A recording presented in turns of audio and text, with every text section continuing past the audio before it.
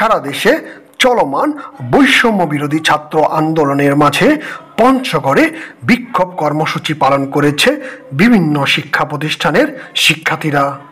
এ সময় স্থানীয়দের পাশাপাশি বিভিন্ন রাজনৈতিক দলের নেতা ও স্থানীয়রা অংশগ্রহণ করেন।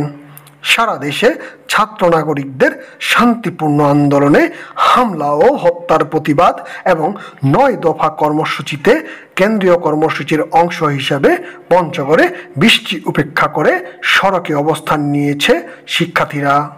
শনিবার ৩ আগস্ট সকাল ১১টায় পঞ্চগড় আধুনিক সদর হাসপাতালের সামনে তেঁতুলিয়া পঞ্চগড় মহাসড়কে জমায়েত হয়ে এই বিক্ষোভ মিছিল শুরু করে শিক্ষার্থী সহ আন্দোলনকারীরা।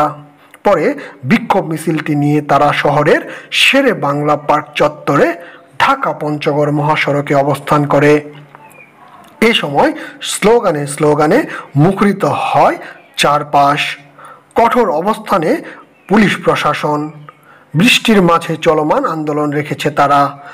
কর্মসূচিতে জেলার বিভিন্ন শিক্ষা প্রতিষ্ঠানের শিক্ষার্থীদের সাথে স্থানীয়রা অনেকেই একাত্মতা ঘোষণা করে নেমে পড়েছে আন্দোলনে।